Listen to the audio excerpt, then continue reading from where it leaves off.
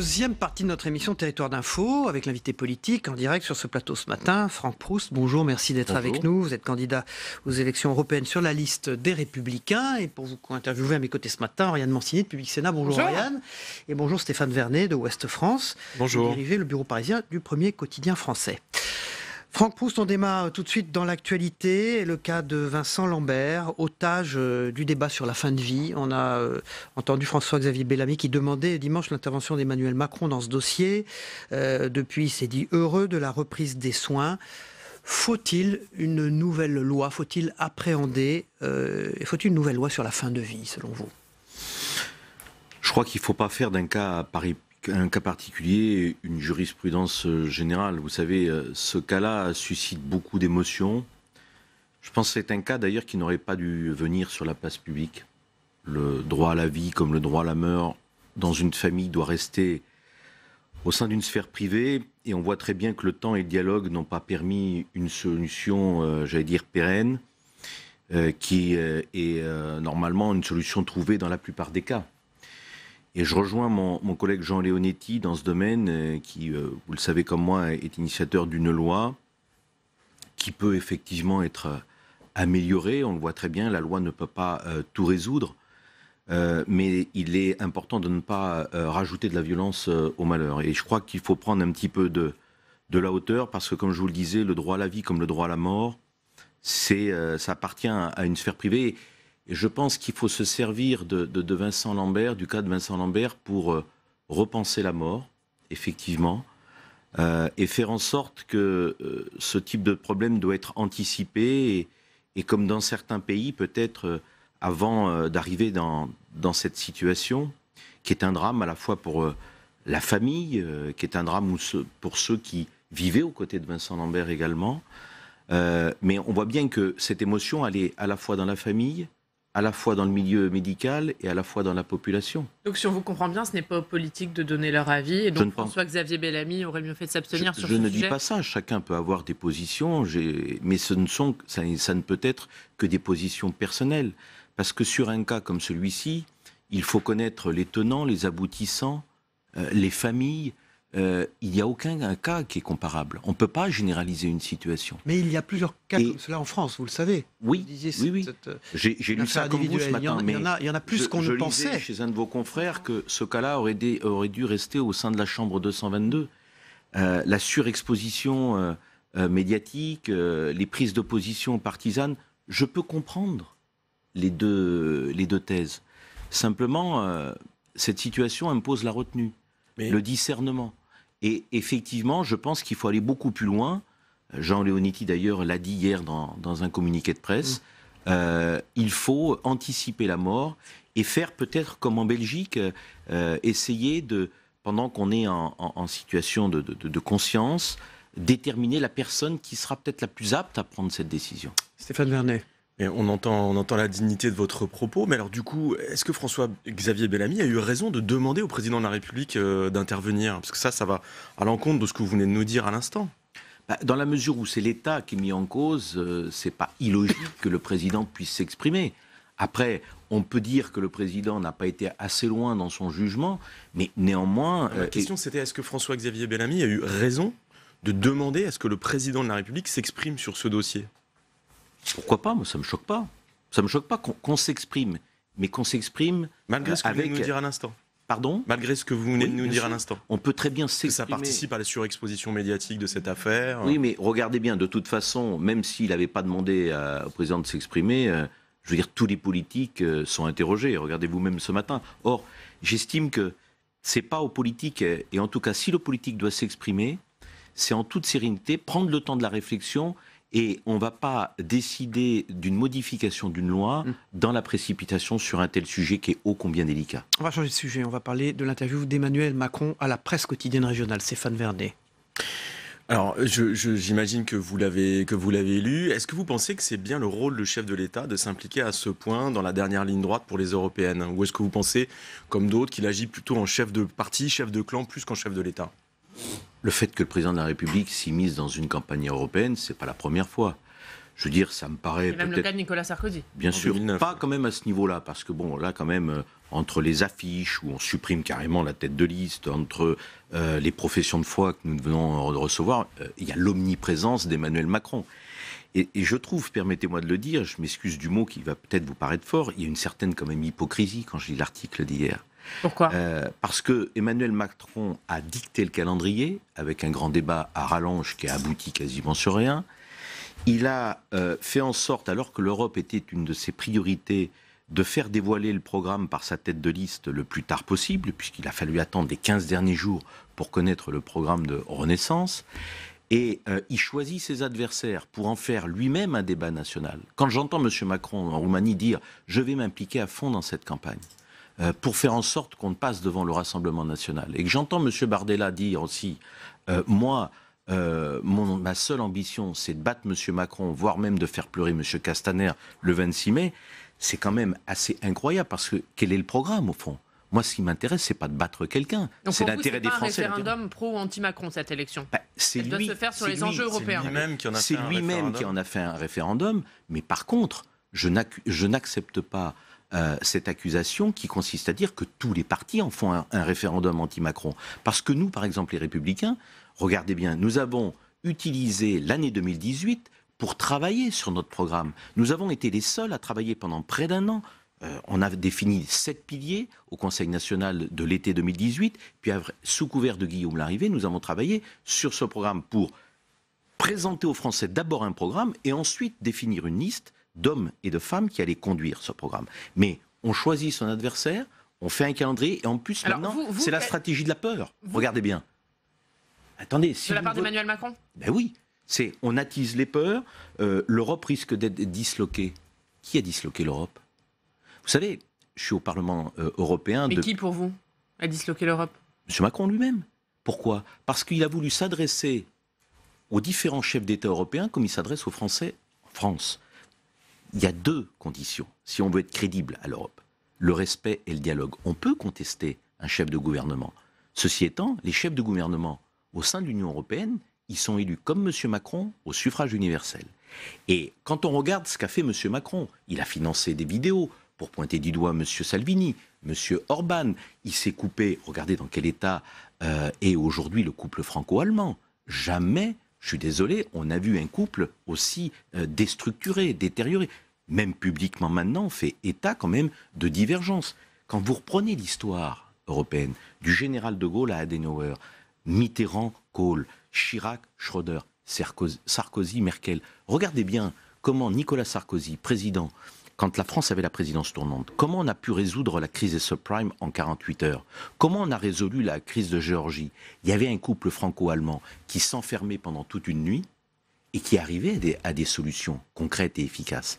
Là, ce qui se passe, c'est que M. Macron n'a pas tenu ses engagements vis-à-vis des autres partenaires européens sur la diminution des dépenses publiques, sur le déficit. Nous avons les records européens de l'ensemble des taxes. On va présenter un budget déficitaire de plus de 3%.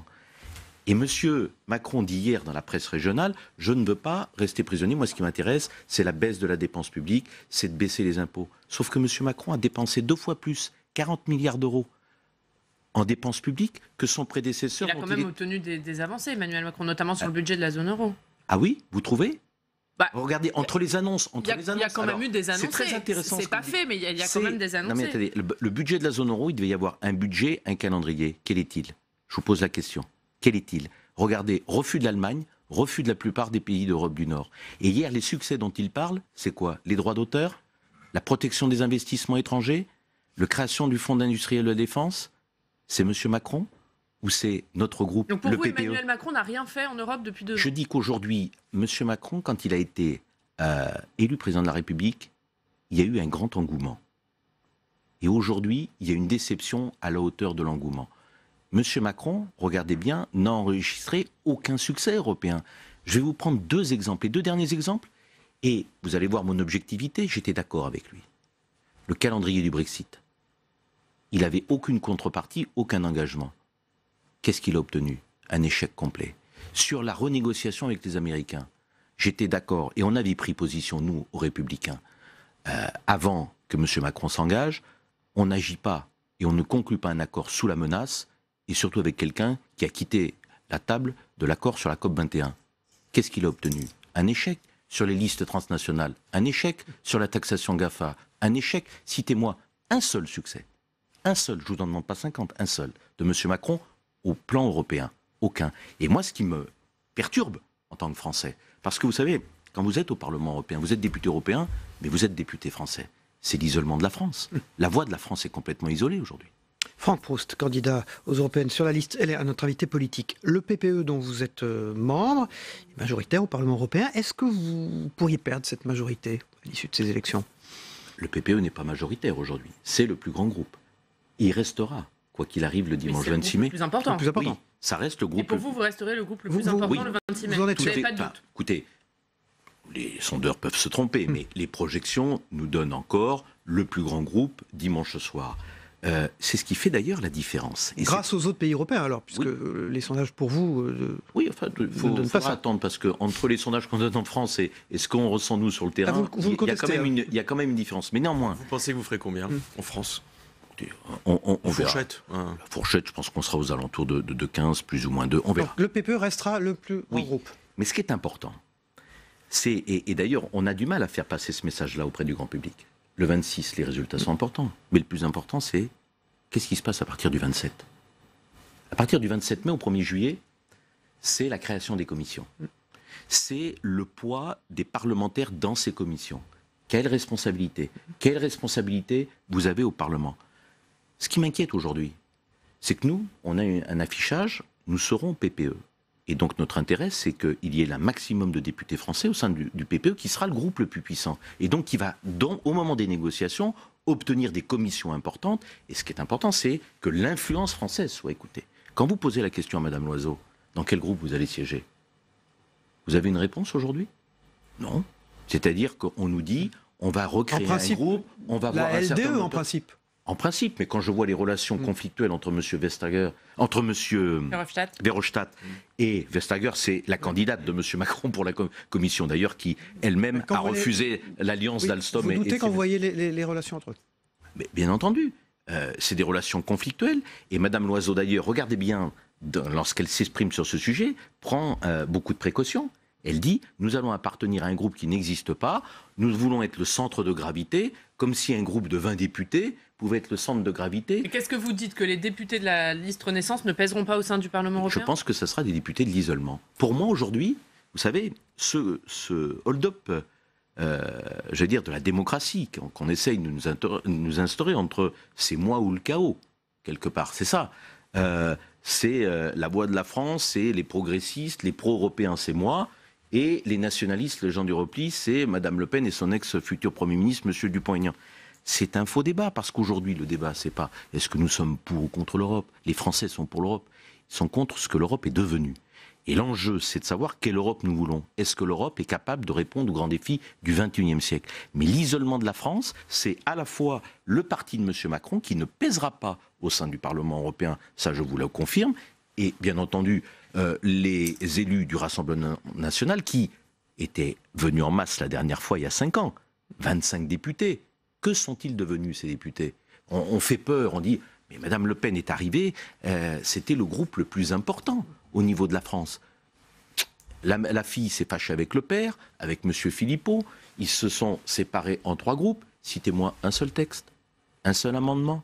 Qu'est-ce qu'ils ont fait au Parlement européen ? Est-ce que ça a changé la face du Parlement ? Non. C'est simplement le drame, c'est que sur 74 députés, vous en aviez un certain nombre qui ne servent à rien. C'est ce qu'on appelle les députés dits inutiles, parce qu'ils ne sont pas là pour construire, ils sont là pour déconstruire. Même quand il y a des textes qui visent à faire progresser une situation sur de la protection économique. Regardez mon rapport sur le filtrage des investissements. Si on vous entend, les députés de la liste Renaissance, des députés de l'isolement, les députés RN, des députés inutiles. Oui. Pour moi, oui. Elle est très bonne, votre analyse, sauf qu'elle n'est pas très optimiste. Parce qu'en fait, on va se retrouver le 26, dimanche soir, dans la même configuration. A priori, c'est plutôt le Rassemblement national qui pourrait envoyer le plus gros contingent au Parlement. Ils n'ont rien fait pendant 5 ans. Il n'y a pas forcément de raison que ça change. Vous nous dites que La République En Marche se retrouvera isolée, ne réussira pas à créer cette espèce de nouveau groupe. Et vous, votre contingent va réduire. Donc vous parliez de la voix de la France, le fait que la France est isolée au Parlement. Elle le sera encore plus dans cette nouvelle mandature, si on vous écoute bien. Je pense qu'aujourd'hui, notre groupe ne va pas diminuer autant que ça. J'étais le président des Républicains PPE au sein du Parlement européen. Votre contingent va probablement réduire un peu. À 4 sièges près, ça sera le même. À 4 sièges près seulement, le groupe PPE sera le même.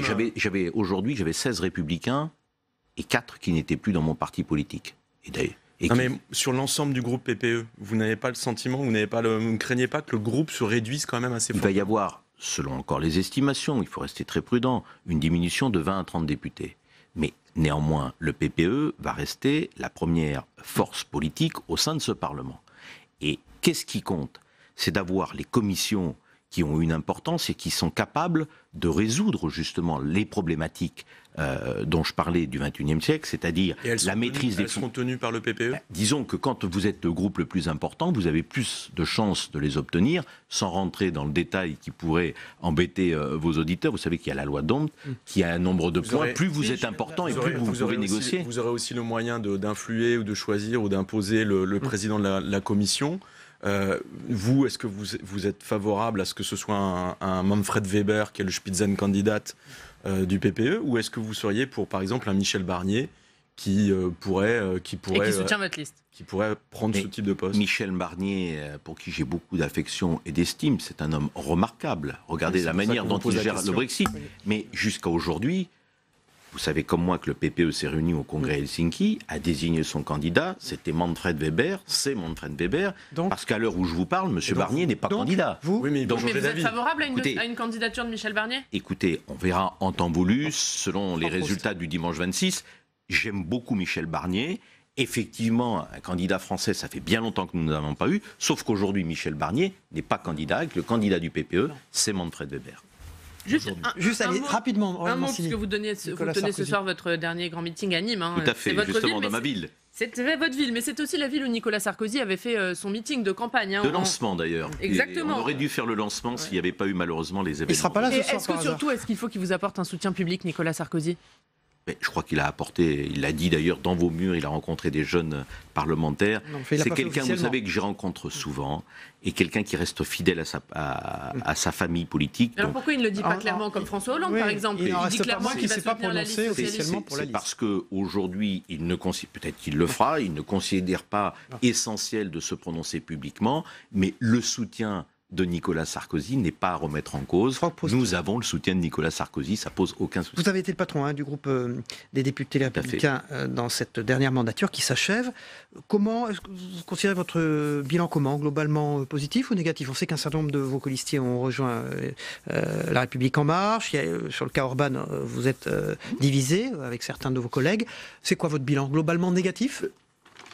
Non, je ne vais pas vous dire qu'il est négatif. Au contraire, j'ai même édité un document qui résume les 100 combats que la délégation française a remportés. Nous avons été présents avec une équipe cohérente qui, malgré la conjoncture qui n'était pas simple, nous avons eu des primaires à l'intérieur de ce groupe, des gens qui ont pris position pour différents candidats, mais regardez bien, jusqu'au bout, nous sommes restés ensemble, nous sommes les seuls, les socialistes se sont même divisés mais ensemble. Oui, et nous avons voté toujours quasiment de la même manière, à une ou deux exceptions près. Beaucoup. Mais le bilan est plus que positif pour ma délégation. Merci, candidat aux européennes sur la liste LR. Et qui était donc le président des Républicains dans cette fin de mandature en Europe. Voilà, merci Oriane Mancini. Merci Stéphane Vernet. On passe au débrief de l'actualité dans un instant.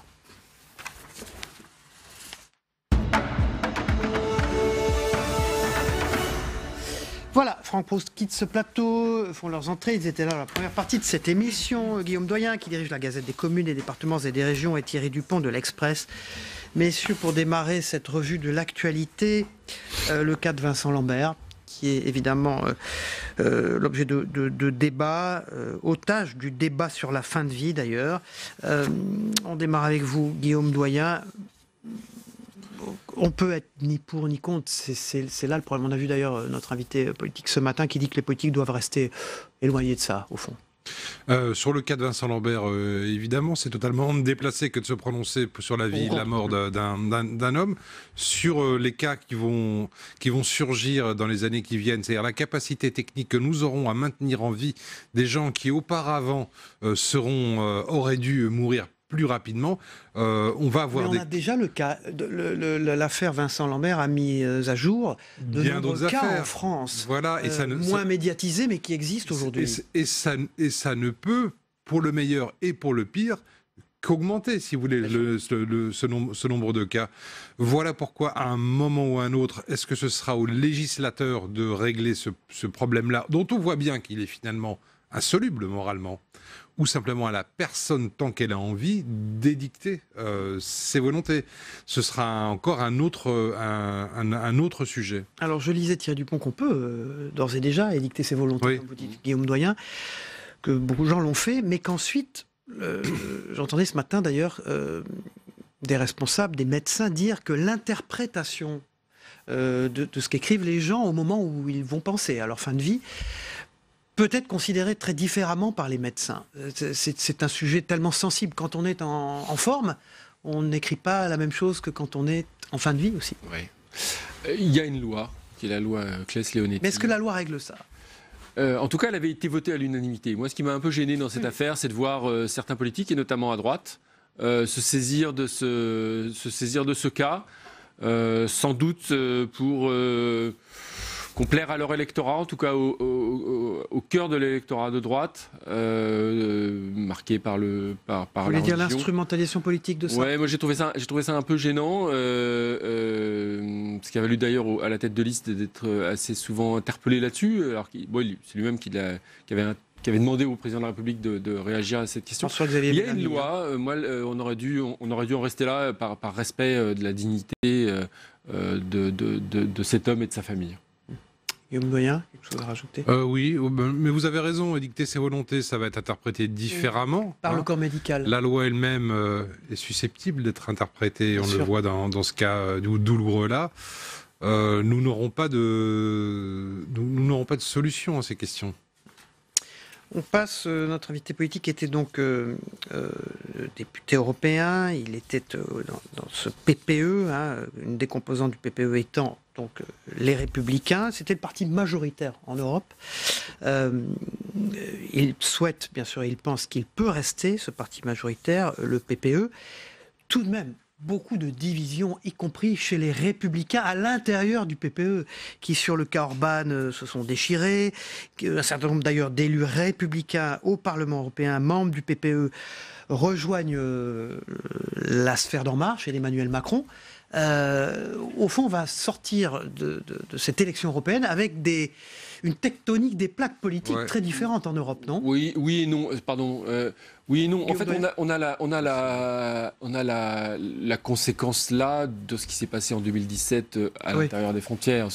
La recomposition politique à droite qui a commencé en 2017, elle s'achève là au Parlement européen. Mais on va en sortir encore plus confus qu'on y est entré finalement. Si à partir du moment où vous avez dans une assemblée qu'on ne comprend pas bien des divisions, l'importation de divisions franco-françaises et autres, vous imaginez comment l'électeur doit comprendre ça, quoi. Enfin, il y avait des divisions, il y en a eu. Notamment effectivement sur le cas de Viktor Orban, le Premier ministre hongrois. Après, Franck Proust le disait, et la plupart du temps, ils ont quand même plutôt voté ensemble, parce qu'il restait quand même un certains ont quitté le groupe. Certains ont quitté. Thierry Dupont, Guillaume Doyen, vous avez entendu notre invité Franck Proust, donc c'est un LR bien sûr, il était donc patron des LR au Parlement européen, dans le groupe du PPE. Il a été très sévère à l'égard d'Emmanuel Macron, très sévère. Il a dit qu'on ne pouvait rien retenir du bilan d'Emmanuel Macron depuis qu'il est président en Europe.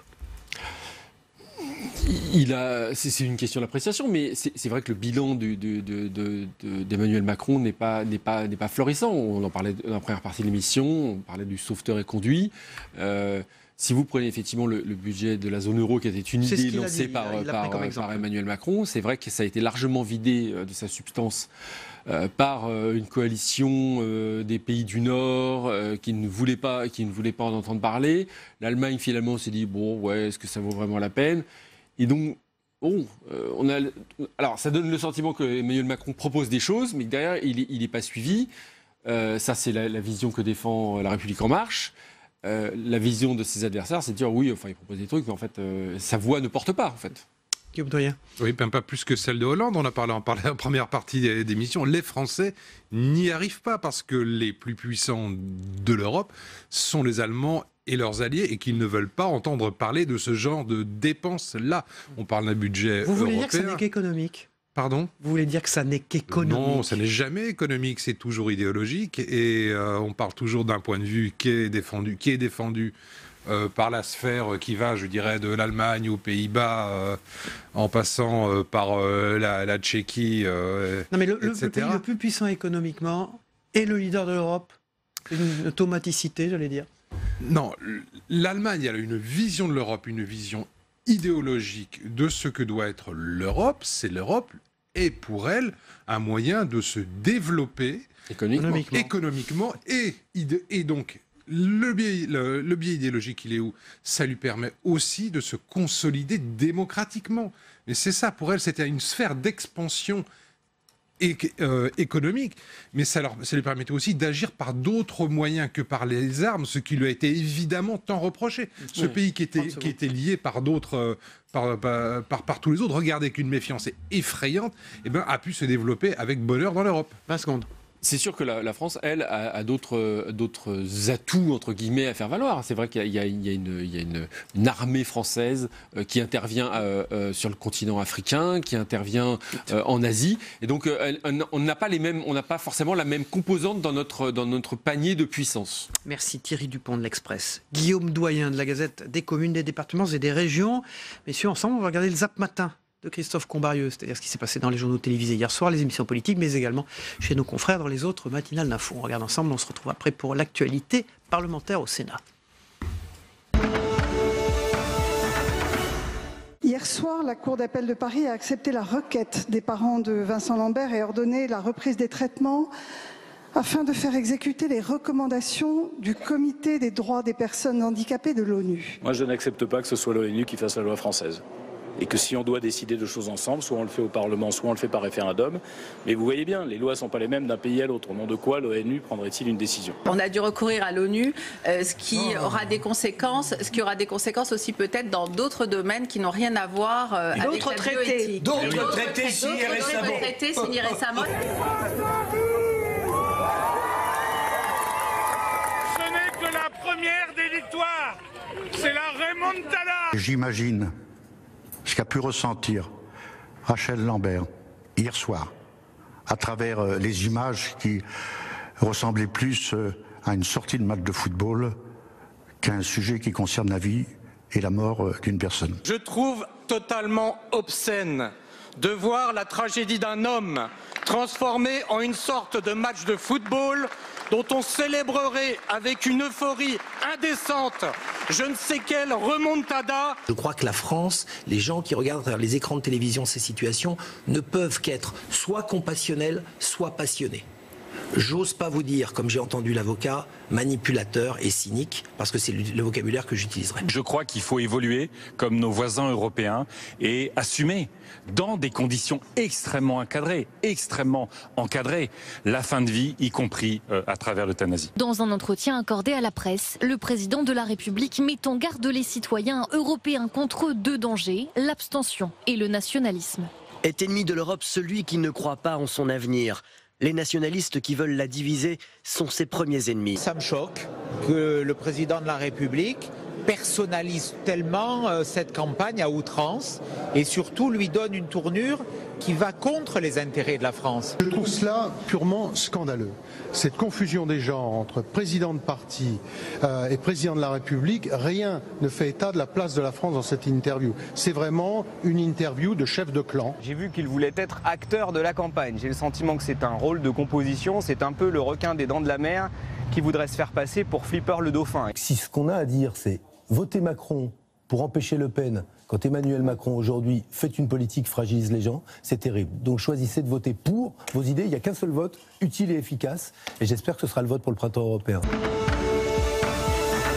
Voilà le Zap Matin de Christophe Combarieux. Dans un instant, c'est Territoire Sénat qui demeure. A tout de suite.